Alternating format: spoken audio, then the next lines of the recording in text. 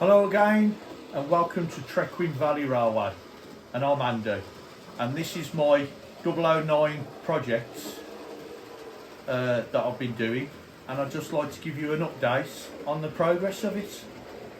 So thank you for stopping by and grab yourself a drink.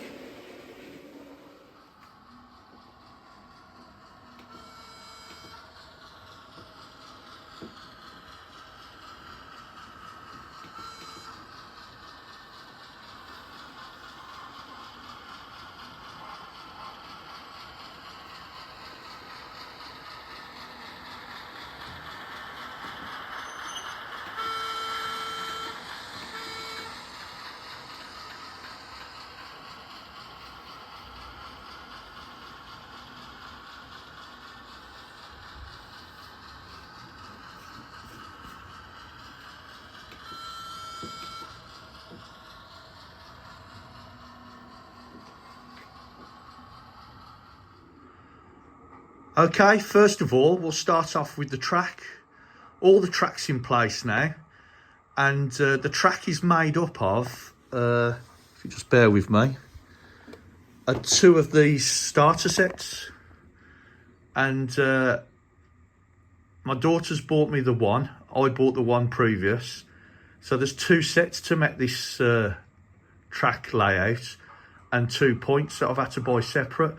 And you can get these at the moment from Rails for $79.99, I think they are. And they are doing occasionally 5% off as well. So you get it for about 75 quid, which pays for the postage of it. And they are a really good set as well. You get a couple of sets of points in it. And obviously all the curves and straights and the power connector straight.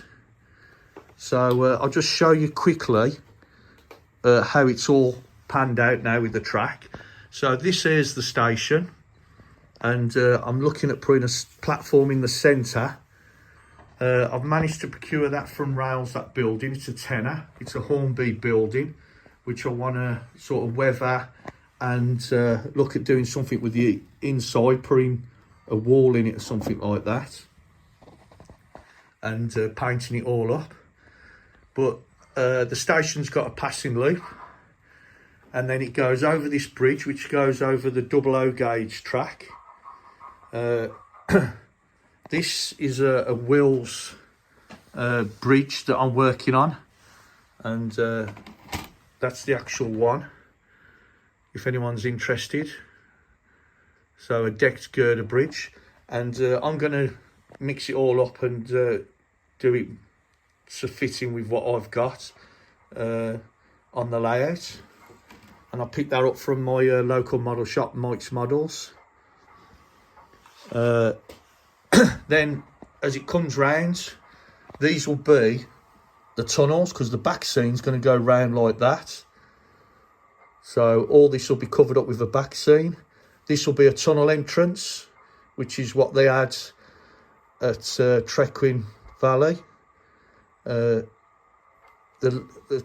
hillside will come round, or the scenery will come round, and there's going to be another tunnel here. So we've got the two sets of points there, and that, like I said, they'll be going into tunnels. So when I run a train round and it will go into there, I can take the trains off because it will be behind the scenes. Same with that one. So it's like two little fiddle yards, and then I could put a different train to come out the tunnel if I want. Then the train passes round here above this sort of embankment, and then it's going to go across this little bridge. Again, this is a Pico bridge from the Wills range, and I'll just get that up so you can see what that is. So it's the single occupation bridge, and I've got some of the insulated foam underneath. Now when I was cutting it in half, fortunately, it left this ridge, which I really like, because this is going to be a riverbed. I'm going to have a go at doing a river coming through here. So in the hillside, there'll be some outlet pipes, which is on Trecwn Valley. They had lakes at the top of the hill in case there was a fire. So I'm simulating this is the overflow from the lakes, comes down in pipes, maybe goes through a turbine or something to generate electricity. and then runs out in this stream at the bottom, this small river. And that would be nice for the riverbed, I think, having that little natural bulge in it once it's all detailed up. So that's something I'm quite happy that's accidentally happened, if you get what I mean. And then obviously the scenery will come around here, and then this will go into a tunnel which goes round to the fiddle yard. And the fiddle yard's just got a small passing loop, because what I found with 009, you can't really have long trains, because if you have a long train, it struggles to pull it. The locos do, because there's no weight to them. So this is the small passing loop, and I've got a power connector at that end, and there's a power connector over this bridge across the 00 track. Now this is cut out ready for when I want to change trains over. So this is my fiddle yard for the 00 underneath. And as you can see, it goes out through the tunnel there, just there. So and it holds 2-car DMUs, so that's just right for what I want to run. The control system, I've got a Bachmann digital controller there. So the bottom will be DCC, and the top will be this small controller, which is DC. I don't really want to mess about fitting chips to the little tiny locos and things like that. And so I'm quite happy to run the top on DC, and on the bottom you've got a bit of sound. Now, I know these are the basic controllers, but the good thing about these, number 10 on them, you can run DC as well. So it makes a little bit of a noise in the loco, but for short spells you can run a DC loco. So that means I don't have to chip everything that I've got on the layout.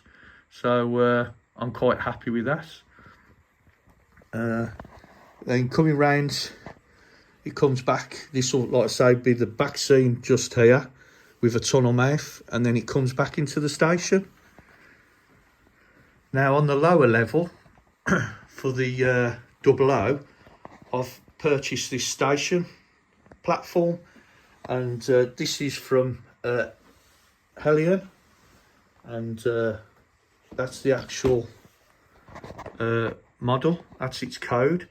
Now again, I purchased this from Rails, and they're doing it at a bargain price. They're doing it for £17. So get over there while stocks last, because these are like nearly £30 with everyone else. I think 27's the cheapest I've seen it. And I've changed it a little bit. I've painted it up slightly. So I've given it a stone colour for the actual platforms. And I've painted the brick with a whitewash. I'm not having the building that comes with it.